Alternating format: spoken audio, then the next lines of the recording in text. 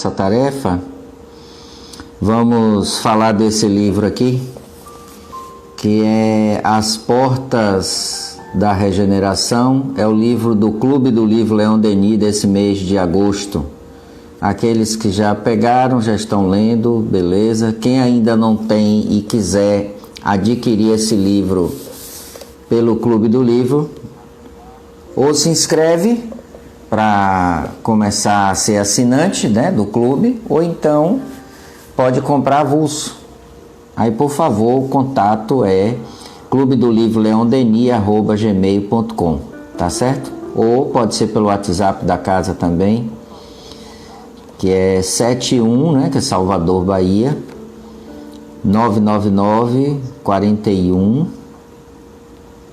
53 28. Tá bom? Vamos fazer a nossa prece para a gente começar o nosso trabalho, tá certo? Querido Jesus, te agradecemos, Senhor, pela vida, pelo dia de hoje, pelo trabalho, pela família, pelos amigos, por tudo que temos. E principalmente por aquilo que estamos construindo contigo, Mestre, amigo Jesus, que é a tradução dos teus ensinamentos em ações. Ações estas que para muitos de nós ainda parece muito longe a compreensão, mas se insistirmos, se persistirmos, certamente dia a dia iremos galgando um pouquinho mais de conhecimento e em seguida colocaremos em prática de forma definitiva, mais à frente, tudo aquilo que deixaste conosco. Mas que perseveremos, que tenhamos insistência mesmo no sentido de produzir em nós essa mudança tão necessária, tão instrutiva, quanto ao que realmente somos e o que nos aguarda. E o que nos aguarda, querido Mestre Jesus, é apenas alegria e felicidade. É construção de nós mesmos. Isso é o que nos aguarda, enquanto espírito que somos. Por isso, te agradecemos por cada dia, ao Pai Maior, a Ti, por mais um dia de experiência, por mais um dia de vida, por mais embates da vida que tivemos durante o dia, para que esse aprendizado se fortaleça e cause em nós o impacto necessário à nossa mudança. Obrigado, Jesus, obrigado a Deus, Pai Maior, obrigado a Maria de Nazaré, nossa Mãe amantíssima. Obrigada, Joana, nossa mentora da Casa de Caridade Coração de Maria, que tão generosamente nos tem conduzido pelo caminho do bem, pelo caminho reto, do crescimento espiritual. Pai nosso que estais nos céus, santificado seja o vosso nome, venha a nós ao vosso reino, seja feita a vossa vontade, assim na terra como nos céus. O pão nosso de cada dia nos dai hoje.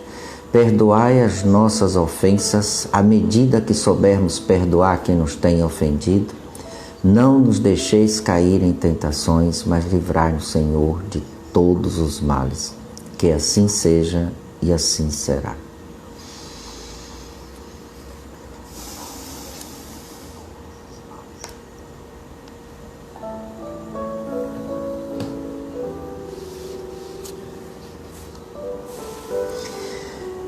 Hoje eu quero trabalhar um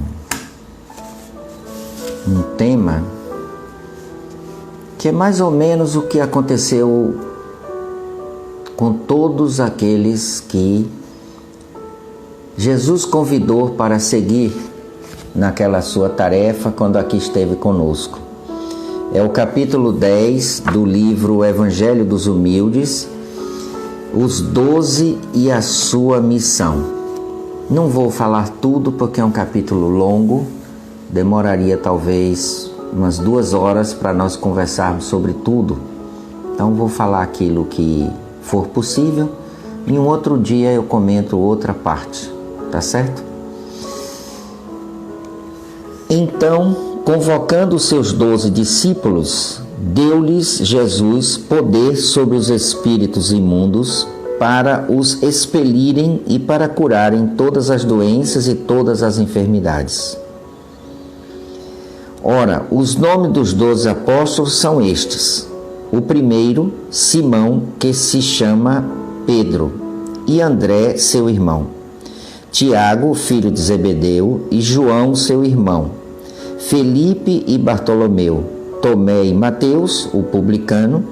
Tiago, filho de Alfeu e Tadeu. Simão cananeu e Judas Iscariotes, que foi o que o entregou. Durante algum tempo, os discípulos se dedicam ao aprendizado junto ao Mestre. Espíritos de alto progresso espiritual, fácil lhes foi assimilar as lições que Jesus lhes ministrava diariamente. Mas não só pelas palavras, como também pelo exemplo. Fortificados pela fé que Jesus lhes acendera nos corações, estavam preparados para continuar a obra evangélica que Jesus lhes confiaria. São sábias e comovedoras as regras segundo as quais os discípulos pautariam sua conduta no mundo. Há 20 séculos que os discípulos de boa vontade estudam este código de renúncia. Os que não se afastaram dele triunfaram, palmilhando os ásperos caminhos da terra.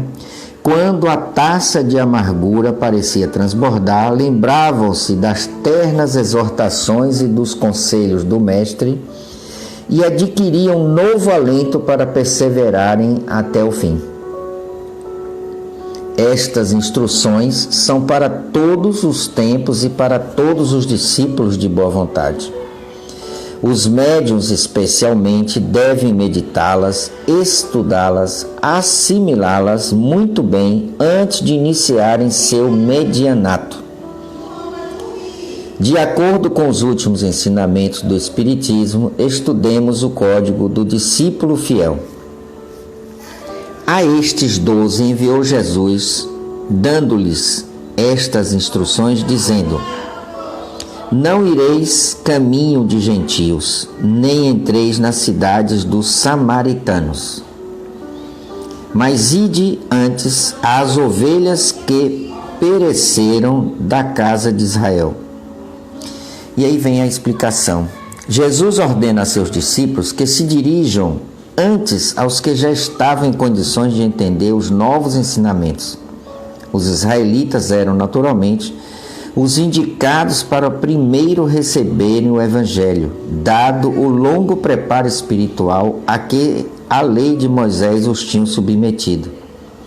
Dirigindo-se a eles, os discípulos encontrariam um terreno propício à semeadura, ao passo que, se procurassem em primeiro lugar os outros povos, as dificuldades para a difusão do Evangelho seriam maiores, pois ainda não estariam à altura de suas lições.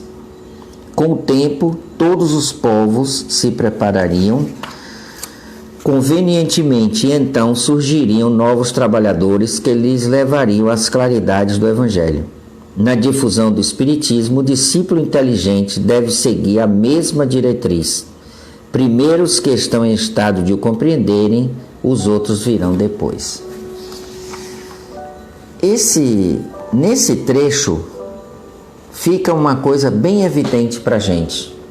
Não sei se vocês perceberam, mas os espíritos que Jesus convidou, os 12, para lhes dar instruções e fazer com que seguissem tudo aquilo que ele iria lhes ensinar, eram espíritos já preparados na espiritualidade, que quando bastou que Jesus dissesse deixa tudo e me segue, ninguém perguntou por quê, para quê, por que tenho que lhe seguir. Nunca houve isso escrito em canto nenhum. Na realidade, aquilo já era algo determinado que viria a acontecer, e esses espíritos tinham, como ele diz aqui, o preparo espiritual necessário para que iniciasse o seu trabalho. Mesmo assim, era necessário que Jesus desse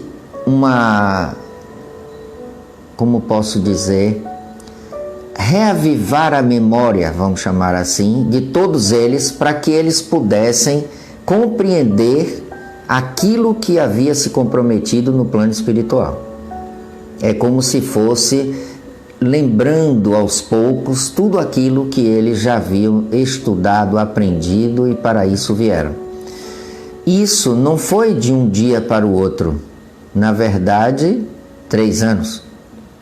Que parece pouco, mas caminhar com Jesus durante 3 anos é bastante.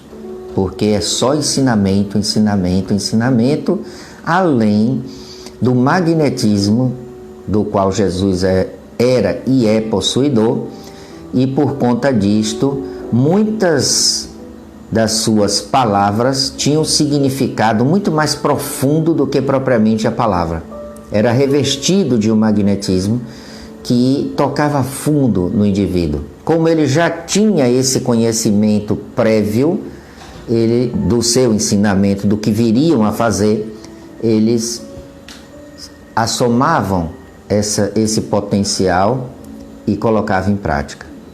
Gostaria de chamar a atenção também que mesmo com todo esse preparo, com tudo isso que estou dizendo, os discípulos, quando se viram sem Jesus após a crucificação, ficaram temerosos, ficaram como se sentindo órfãos, e muitos deles perdidos, sem saber como deveriam agir ou o que fazer. Imaginem nós. Por isso, a insistência que a gente aqui, pelo menos na Casa de Caridade Coração de Maria, sempre fizemos, de leitura, de diálogo, de um bate-papo sobre esse assunto, sobre o Evangelho, para que ele fique cada vez mais reverberando na sua mente, no seu interior, buscando reavivar o que você já sabe. Que todos nós, reencarnados, já passamos por situações onde já aprendemos muitas coisas sobre o Evangelho, já vivenciamos muitas coisas. Quantos de nós já foi padre, já foi freira, já foi discípulo de alguém nas idades aí, nos milênios atrás, e que já aprendemos muito sobre isso, só que está como que adormecido em nós e não queremos trazer isso à tona. Mas se trouxéssemos, talvez, muitas das coisas que hoje lemos e parece que é a primeira vez que estamos vendo, já vimos talvez mais de 1, 2, 3 vezes ao longo dos séculos. O que precisa é superar esta dificuldade. Em outras circunstâncias, tirar a casca que está sobre nós, cobrindo essa luz que somos enquanto espírito. Mas, como dá trabalho, como é uma coisa mais difícil, como é algo de uma abnegação bastante grande, como eu tenho que deixar muitas coisas do mundo para entender este outro lado, etc., eu não quero. Eu quero viver o mundo, eu não quero viver as coisas do espírito. E isso muda muito o meu foco, a minha observação quanto à vida.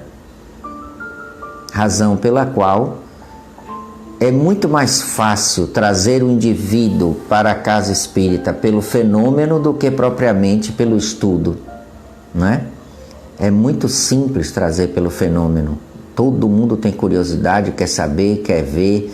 Basta dizer que tem fulano ou cicrano trabalhando num centro, todo mundo quer ir lá, dependendo da figura, do espírito que está naquele dia ou naquela hora na casa.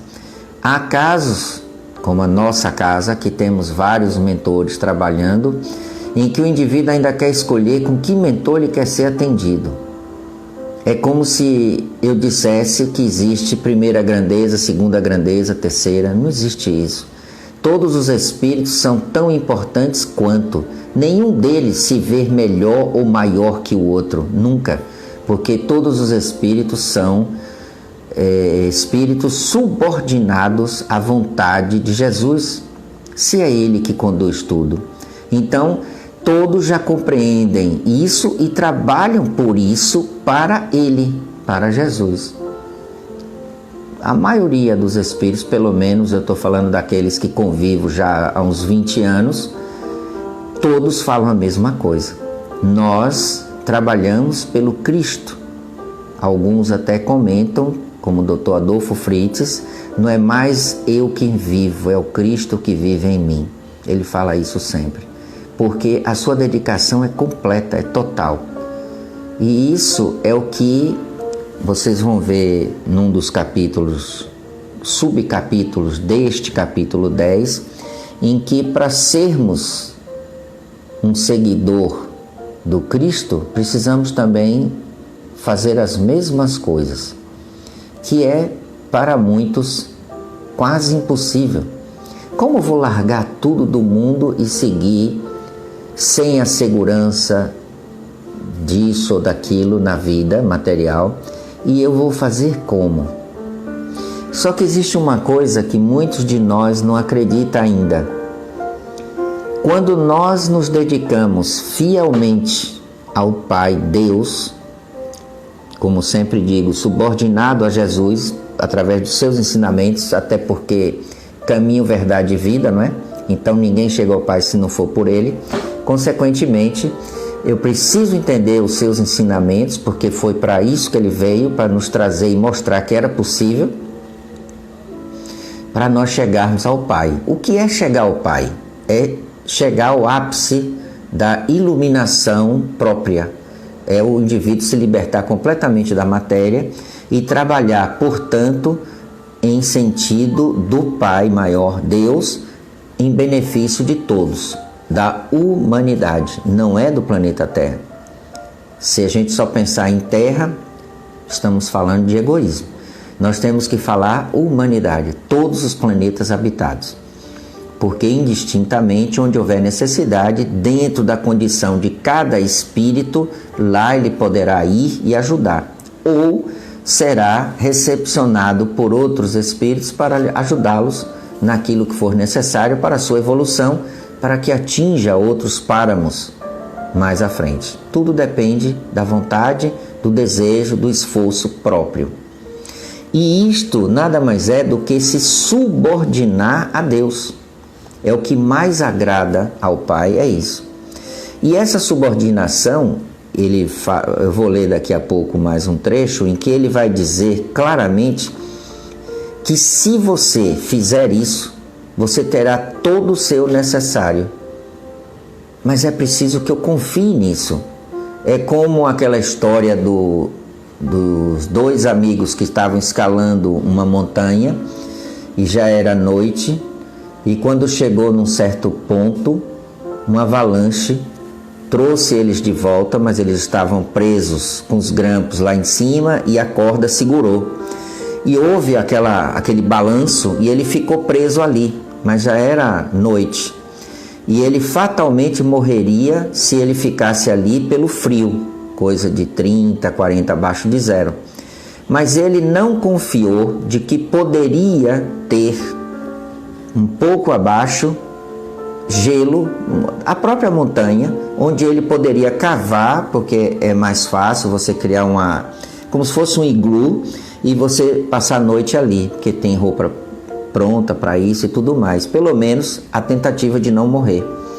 E ele sabia que se ele ficasse pendurado, ele morreria, mas ele não teve coragem de cortar a corda para cair. E ele estava a 1 metro e pouco de distância do chão. Só que como estava escuro, totalmente escuro, ele não sabia onde estava e que distância estava. Que diferença, pergunto, que diferença faria descer mais 500 metros em queda livre e morrer, segundo ele disse, ou cair 1,5 m, 1 metro e pouco e ficar vivo.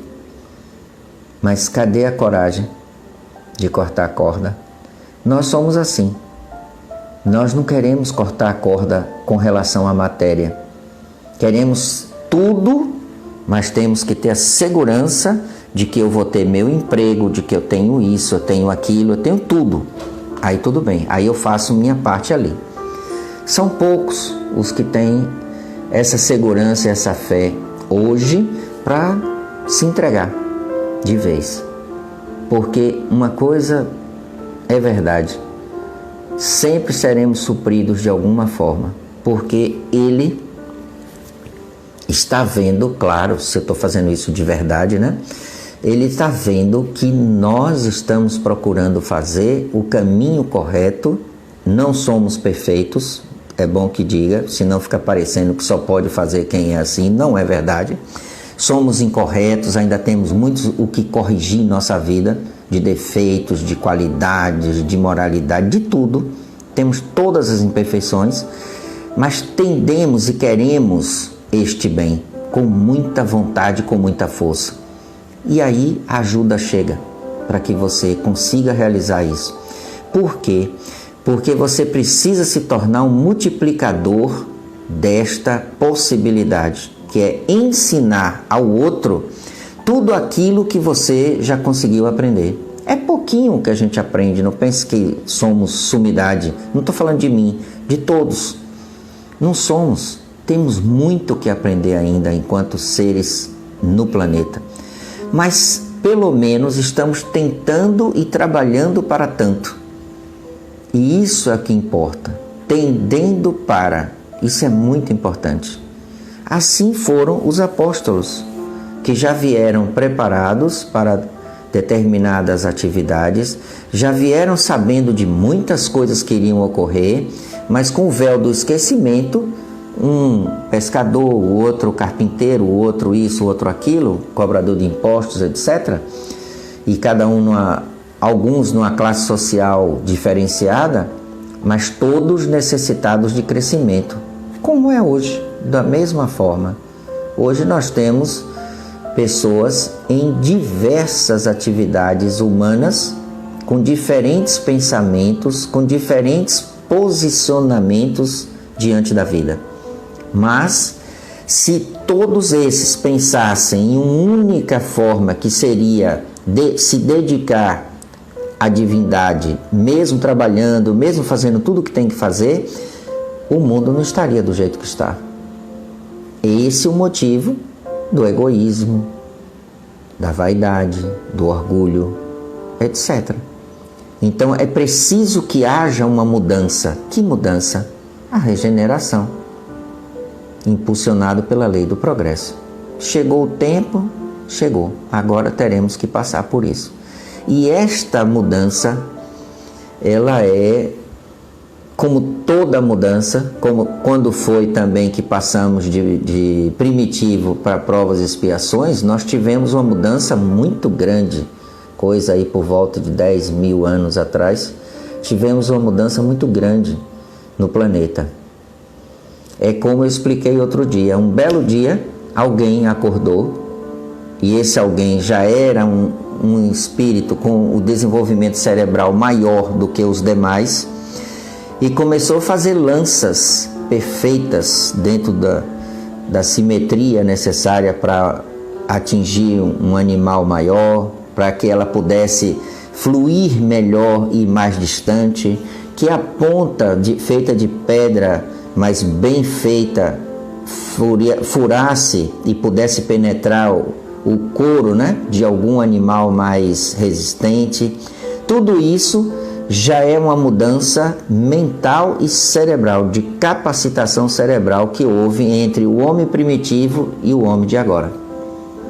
Só que agora nós estamos saindo deste homem para um homem mais espiritualizado, que não precisamos de armas, não vamos precisar desse tipo de atitude, mas sim de uma viagem interna, onde eu vou buscar conhecimentos de mim mesmo, espírito. E isto vai ampliar muito o sentido da vida espiritual no planeta, quando nós teremos muito mais tranquilidade do que temos hoje. Só que esta perturbação existe. É a resistência daqueles que não querem permitir que isso aconteça, porque se comprazem, estão felizes da forma que estão, e aqueles que querem sair dessa situação. Junto a isso, uma lei chamada Lei do Progresso, que diz que tem que ser feito. Não tem outra situação a não ser essa. Será feito independente da nossa vontade, porque isso é uma lei divina. E, portanto, esse processo é doloroso por causa disso. É como se alguém tivesse 30 anos numa empresa, já chegou no topo, está ganhando muito bem, tem sua casa pronta, própria, tudo arrumado, seu carro, não deve nada a ninguém, está tudo beleza, uma conta bancária muito boa, mas de repente ele tem que deixar o emprego, tem que sair da cidade que mora, deixar tudo para trás por uma questão de doença e tem que ir para um clima bem diferente da que ele vive, porque tem alergias a determinadas situações climáticas, etc., daquela cidade. Ele vai se sentir seguro? Depois de 30 anos que construiu tudo, fez sua base, está tudo em ordem e tem que sair e recomeçar. Já numa idade mais madura, vamos dizer assim. Essa insegurança é que nós deixamos de ter quando nós acreditamos fielmente em Deus, que nós acreditamos nos ensinamentos que Jesus nos trouxe. Porque aí não teremos dúvidas e nem ficaremos pensando se é e ponto final, acabou. E vamos e fazemos. Mas para isso é preciso compreender esse outro lado. Isso que é fé raciocinada, isso que é fé de verdade. Não é aquela que eu bato no peito e digo, eu acredito em Deus, sou firme naquilo que faço, mas no primeiro problema que tem eu balanço. Isso ainda não é uma fé completa. Não é? Porque tudo que ocorre conosco nesta caminhada evolutiva que estamos é por uma necessidade nossa para superar essa dificuldade e nos tornarmos mais fortes, nos tornarmos melhores. Como melhor? À medida que tenho mais confiança em mim mesmo por causa das dificuldades, que toda vez que surgiu tive problemas, mas achei uma solução e caminhei para frente. Então me tornei mais forte naquele sentido. Vem um outro problema, eu resolvo, vou para frente. Outro problema. Nossa vida sempre é assim. Observem que vocês vão ver. Só que quando eu chego numa certa idade, e não precisa ser idoso para isso, eu já tenho uma experiência de vida que me permite escolhas mais seguras dali para frente. Mas se eu não tivesse passado pelas dificuldades que passei, talvez eu não tivesse a experiência para agora decidir de uma forma mais consciente, com bom senso, com razão, tudo direitinho, para errar menos. Então, isso, hoje eu entendo e aceito e fico feliz, porque já sou mais forte, já sei decidir, tomar uma decisão de 3, 4 opções e escolher a melhor, ou uma das melhores. Mas lá atrás eu reclamava pra caramba, porque, puxa vida, toda hora eu quero caminhar, não consigo. Eu quero fazer tal coisa, não dá certo. Por que não dava certo? Por que eu não caminhava? Talvez porque eu estivesse só vendo um único parâmetro na vida. E este não era o caminho que eu devia seguir. Mas porque me faltava experiência, maturidade espiritual para que eu pudesse ter mais clareza das minhas decisões. Então, esses empecilhos que ocorreram comigo, as dificuldades que vieram, me foram lições para que me permitisse ser melhor. Mas eu só vou entender isso quando eu tiver a ideia de uma vida pós-vida. Vida além da vida. Não é um filme muito bom? É um livro também. Então, isto é que permite a maturidade do espírito. Porque para viver e superar esta dificuldade, eu preciso, de todas as maneiras, passar por percalços, por dificuldades anteriores, e assim eu chegue até onde realmente eu preciso para me tornar forte, para me tornar consciente das minhas necessidades quanto ao crescimento espiritual. Aí eu me dedico com mais tranquilidade, porque é consciente isso para mim.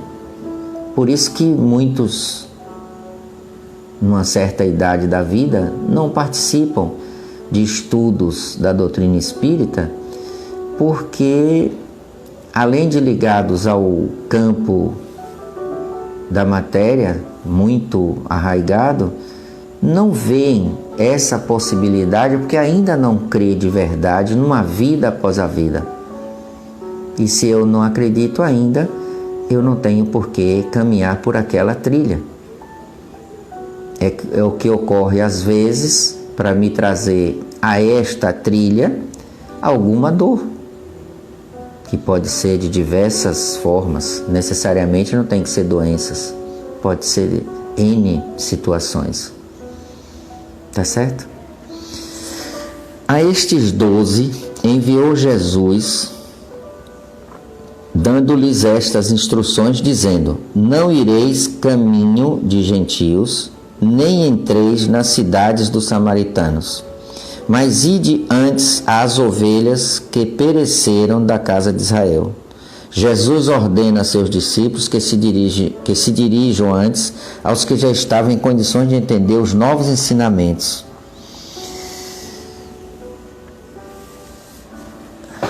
E pondo-vos a caminho, pregai que está próximo o reino dos céus. O reino dos céus está dentro dos nossos corações. É inútil procurá-lo mais longe. Caracteriza-se pela bondade, pelo amor fraterno entre todos, por acolhimento, amparo e proteção aos que sofrem. O coração livre de ódio, de remorso, de cobiça, de ambições descabidas, da concupiscência, e capaz de amar a todos os homens, sem distinção de cor, de classe social, de raças, de credos políticos ou religiosos. Um coração assim traz dentro de si o reino dos céus. Portanto, o reino dos céus está no nosso alcance. A consciência tranquila e o coração puro causam uma felicidade tal aos que os possuem, que já na terra gozam as alegrias espirituais que os aguardam nos planos da espiritualidade. Não deixemos para amanhã o início de adquirirmos essa graça. Comecemos desde agora a trabalhar por merecê-la, combatendo nossas imperfeições, abandonando nossos vícios, abrandando nosso caráter e esforçando-nos por nos amarmos uns aos outros. E depois de termos realizado o reino dos céus dentro de nós, fácil será concretizá-lo na face de nosso planeta. Jesus alude ao começo dos trabalhos de regeneração da humanidade pela observância das leis divinas, quando manda a seus discípulos que preguem estar próximo o reino dos céus. Lógico, para que eu possa falar para alguém e traduzir para essa pessoa uma realidade, eu preciso passar verdade, não é? Como é que eu vou passar verdade se eu não creio numa vida após a vida? Se eu não creio de que precisamos trabalhar toda a nossa experiência quanto ao espírito e não quanto à matéria? Quando é que eu vou poder dizer a alguém que você não morre, que você vai estar vivo sempre? Você vai passar por uma perturbação quando você desencarnar, que é o que chama de morte, mas logo em seguida você vai acordar e você vai trabalhar, você vai estudar, você vai seguir sua vida normal, só que no outro plano, porque você vibra diferente quando deixa esse corpo físico. Por isso que a gente não vê e você não está visível aos nossos olhos, mas está vivo, porque está em outro patamar de vibração. E isso, muita gente, até espírita mesmo, tem o maior medo de morrer porque sente que perdeu tudo, largou tudo que fez. Então ainda não conquistou esse céu que ele fala dentro de você. Porque você ainda não acredita plenamente naquilo que você leu, naquilo que você meditou e estudou. É preciso que isto fique em você verdadeiramente, que você não tenha receios. Em hipótese alguma, um espírita pode ter receio de morrer. É um absurdo isso. Mas eu entendo, porque nem todos são espíritas. A maioria ainda é simpatizante. Então, vai ter medo mesmo. Porque eu ainda não me entreguei de verdade a esta postura da vida espiritual. Já imaginaram, hoje, se nós tivéssemos, de repente, um circo, onde, de repente, colocasse lá 1000 pessoas e dissesse, vão desencarnar, como foram os cristãos lá do passado, no circo romano, seja através de leões ou fogueira ou o que fosse, acho que as pessoas sairiam correndo, desabalada a carreira, não sei para onde, mas sairiam correndo, e isso de alguma forma estaria dizendo para si mesmo e para Deus que ainda não tinha a fé necessária para passar por aquilo. Talvez por isso que muitos de nós ainda estejamos numa situação ainda de descrença, ainda de necessidade de conhecer esta verdade que liberta. Porque se sou espírito, eu não posso ter medo disso, em hipótese alguma. Não existe morrer, existe mudança de estado de ser. Só isso. E mudança de estado de ser é continuar vivo, só que em outra matéria, no sentido vibratório. Então, Jesus disse isso tantas vezes, e nós não temos muitas vezes essa vontade, eu diria, de discutir isso abertamente conosco mesmo, para que a gente se acostume com isso. Talvez se a gente falasse mais de morte, com naturalidade, nós não teríamos tanto medo.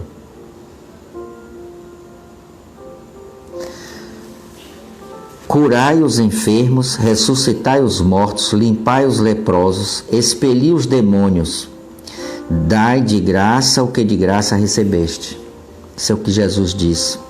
Conquanto Jesus e seus discípulos, e modernamente, o Espiritismo tenham operado curas materiais, é mais no sentido moral que devemos entender esta ordem de Jesus, porque o Evangelho é a lição divina que ensina a humanidade a se curar de suas imperfeições morais. Curai os enfermos, isto é, ensinai os homens a evitarem o mal para que não sofram suas dolorosas consequências. Ressuscitai os mortos, isto é, ensinai que a morte não existe e que do outro lado do túmulo o espírito continua com sua vida eterna. Limpai os leprosos, isto é, ensinai os pecadores a se regenerarem e esclarecei os ignorantes sobre as coisas divinas. Ignorantes aqui do saber. Expeli os demônios, isto é, encaminhai os espíritos obsessores, concitando-os ao perdão e à prática do bem.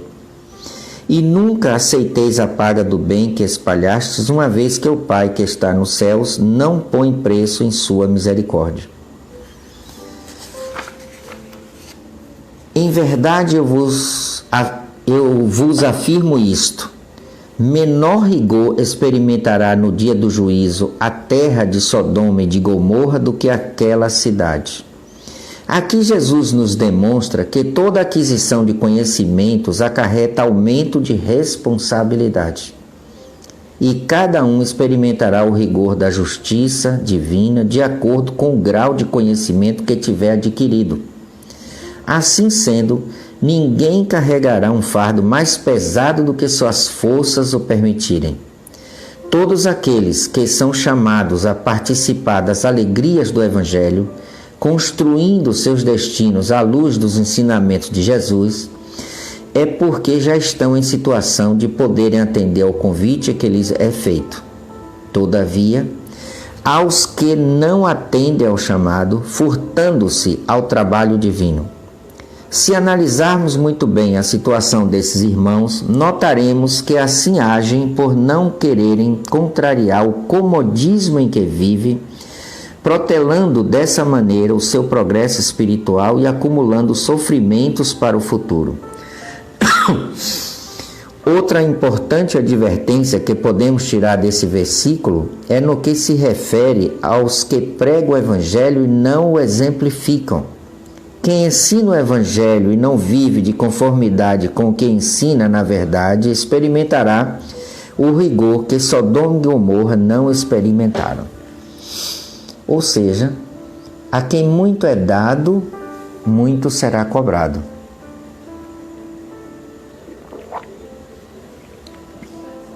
É natural que quanto mais nós ampliarmos a nossa capacidade de percepção das coisas da vida, nos sintamos mais fortalecidos e capacitados para viver neste mundo. É normal. Por isso, o estudo formal, o conhecimento adquirido fora da escola, fora dos livros, etc., mas sempre em consonância com eles, com a escola e o livro. Uma vez isso feito, me sinto mais seguro e maduro para a tomada de decisão, para compreender o que ocorre ao meu redor, etc. Se isto me capacitou a pensar melhor e conquistar dessa maneira uma visão de mundo mais concernente com a verdade, nem que seja no material, a partir daqui eu começo a pensar de novo sobre o mundo espiritual, porque é evidente que muitos de nós, se tivermos estudos, se buscarmos compreender, vamos querer saber quem somos, por que estamos aqui, por que nasci na família X, quando eu desencarnar eu vou para onde, o que me acontece depois que eu desencarnar, e isso já deixa uma dúvida quando essa pergunta é feita, porque quando desencarnar, quer dizer, quando eu morrer, vou para onde? Então, se vou, continuo vivo. Porque se fosse exterminado tudo, não tem por que pensar para onde eu vou. Não é? É uma questão de lógica. Então, se eu já penso isso, se já me pergunto o que vou encontrar e para onde vou, é porque acredito que eu continuo vivo. Agora, só não sei definir como isso vai acontecer e como é esse outro lado. É aí que entra a curiosidade de estudar. É aqui que começa a necessidade de fazer com que eu trabalhe isso em mim no objetivo de compreender o que seja esse mundo espiritual para onde vou. Porque todo mundo hoje, acredito eu, pensa e já percebe que quando você morre, aspas, no morrer, você não é exterminado. Você continua em algum lugar de alguma maneira. Então eu preciso compreender esses dois mundos. Se eu vou para um outro mundo que eu não conheço ou não sei, eu preciso saber como ele é. Deveria ter essa curiosidade. Se isso todos nós fizéssemos, nós iríamos bater de frente com a nossa própria realidade. Porque a realidade em que vivemos na matéria não é uma realidade nem próximo do que é a realidade espiritual. Nem próximo. Nós vivemos, na verdade, aqui numa Matrix. Todo mundo aqui que está me ouvindo provavelmente já leu vários livros E a própria codificação traz isso em diversas passagens, dizendo que a forma pensamento, né, os nossos pensamentos criam forma pensamento. Se criam forma pensamento, onde estão esses pensamentos e como eles estão? Como é que é feito isso? Eu deveria buscar esse entendimento. Quando eu vou atrás desse entendimento e encontro a razão e o porquê da forma pensamento existir segundo os pensamentos nossos, e eles têm que estar em algum lugar, em alguma faixa vibratória, por que que eu não posso imaginar que o mundo espiritual criou o mundo material, mas que ele só existe na nossa cabeça? Quem pode me dizer o contrário? Não pode, porque é a verdade. Então, a nossa realidade não é essa. A nossa realidade é a realidade espiritual. Para lá retornamos, porque de lá viemos. Se assim é, só posso pensar que me falta debruçar sobre a leitura da codificação e livros complementares, como André Luiz, Hermínio de Miranda e outros, para que eu possa criar o arcabouço, segundo a minha compreensão, deste mundo espiritual que eu vim de lá e voltarei para lá. Não tem outra explicação para dizer que Jesus disse que devíamos passar pelo mundo sem ser do mundo. Aqui ele está falando mais também sobre o desapego às coisas materiais, até porque as coisas materiais para nós deixam de existir. Então o que vale é o mundo espiritual. E nós ainda temos muito medo disso. É muito engraçado. Como é que eu tenho medo do meu próprio mundo? Como é que eu tenho medo do lugar onde nasci, onde me desenvolvi, etc. E que agora, vivendo em dois mundos já há alguns milhares de anos, ainda não me acostumei com isso. Ainda consigo pensar mais no mundo fictício, que me serve de adiantamento espiritual, mas não acredito no meu.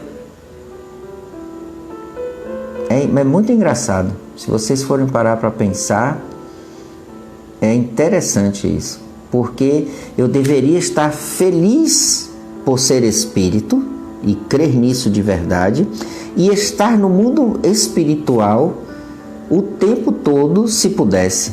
Porque isto é viver plenamente em felicidade. Porque estamos caminhando para o bem, não é para o mal, então teremos felicidade. E ele prometeu isso. O meu reino não é deste mundo. A felicidade não está aqui.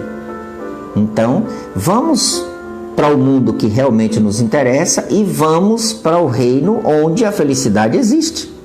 É isto que nós estamos precisando. Acabariam as dores, os sofrimentos, acabariam todas as nossas angústias, depressão, não teríamos mais nada. Seria ruim para nós isso? Não. Por que não fazemos?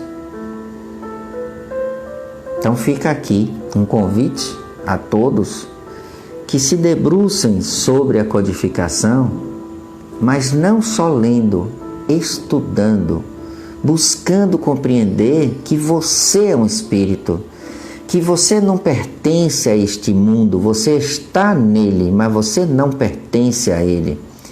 Portanto, muitas coisas que ocorrem aqui só tem uma finalidade útil, é fazer você crescer.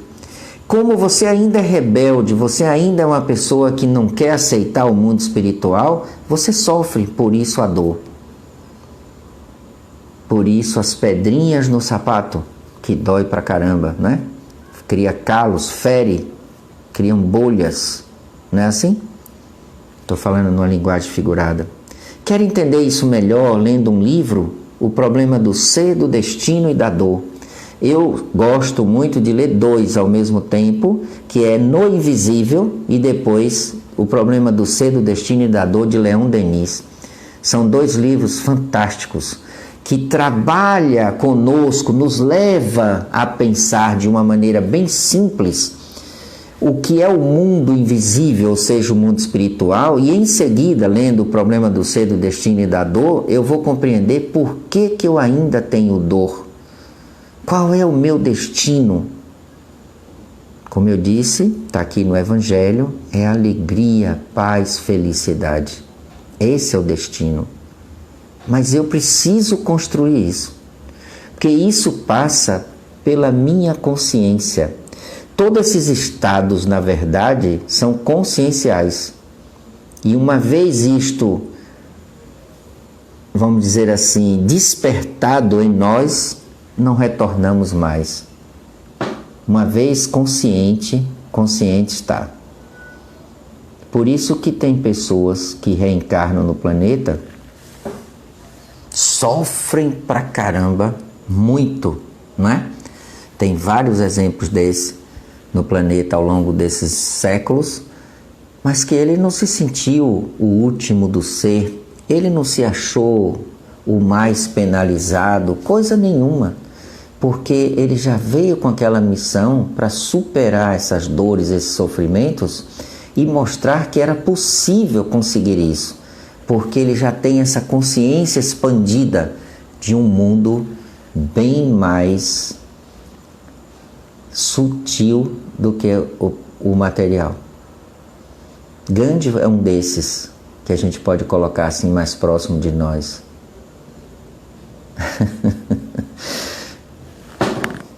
Por que Sheila Sampaio? Na verdade, nós precisamos trabalhar mesmo a nossa alegria de viver enquanto espírito e não enquanto seres encarnados que aqui estamos. Somos alegres pela família, pelos filhos, pela mulher ou pelo marido, cada um segundo a sua condição de estar, etc., por tudo que conseguimos, mas que isso não ultrapasse o sentido da posse, o sentido de desejar ter apenas por ter. Que eu possa ter todos os bens, não tem problema, mas que ele não seja para mim algo tão valioso quanto o ser. Que eu seja e tenha, é diferente. Porque eu não vou ver aquele ter com a mesma vontade, por exemplo, de nunca perder determinadas coisas. Porque não vamos perder nada. Não vamos perder nada. No dia que nós desencarnarmos e tivermos a nossa bela casa, 2 carros na garagem ou 3, lancha, tudo, vamos deixar. Não é nosso. É empréstimo enquanto estivermos aqui. Então, para que esse apego? Agora, quanto mais eu me espiritualizo, mais eu galgo e conquisto planos superiores, no sentido de libertação da consciência. É muito melhor, é mais saudável, é mais produtivo na minha caminhada. Por isso que alguns se desenvolvem mais do que outros, porque não tem esse apego todo. É importante que a gente medite sobre isso, que a gente busque compreender melhor essa parte, para que, no sentido da vida, sejamos mais espírito do que ser encarnado. Porque o encarnado não deixa de ser espírito, claro, mas eu estou preso à matéria pelo fato de estar num corpo físico. Então, que eu me desvencilhe disso, ainda que eu esteja no corpo físico, mas que eu entenda e que isso faça parte do meu crescimento, não que eu seja isso. Compreende? Vamos mudar a ótica de ver o que somos. Vai mudar muito a nossa maneira de viver e vai ser mais fácil conviver no planeta. As dores não serão tão acentuadas, as perdas, se assim muitos pensam, vão deixar de ter o valor que hoje nós damos, porque já não levo nada mesmo, então não vai mudar tanta coisa. Só que eu entendo que sou um cidadão do mundo no sentido espiritual. Então eu posso estar em qualquer lugar e está tudo bem. Porque se é segundo a vontade do Pai, né, que está lá no Pai Nosso, segundo a vossa vontade, por que na hora que é para pensar dessa forma eu penso segundo a minha vontade? Então eu falo uma coisa na prece e ajo de outra maneira no dia a dia. Não vai bater. Isso não vai dar certo. Por isso, o convite de Jesus o tempo todo para o crescimento espiritual. Tá bom? Amanhã nós vamos estar de novo com vocês, né? Aqueles que assim desejarem. Será uma alegria para mim se estiverem no Conversando com a Doutrina, sexta-feira às 20h30. É o horário de amanhã. Para a gente conversar um pouco mais sobre a doutrina espírita, sobre o Livro dos Espíritos, etc. Tá bom? Obrigado pela presença, né? Porque estamos reunidos, é claro. Que nós possamos rever esses conceitos nossos e que a busca seja incessante no sentido de compreendermos de verdade o que estamos fazendo aqui, o que queremos, de que forma nós queremos, o que Jesus pede para a gente, não é? E pacientemente nos aguarda. Quantos milhares de anos Ele está nos aguardando nós nos melhorarmos, não é isso? Que Jesus abençoe vocês todos, que tenham uma noite maravilhosa nesse sono de hoje. Vão a um lugar lindo, onde tem muita música. Música que eu falo é violino, é coisa boa, para a gente amanhecer amanhã muito bem. Muita paz.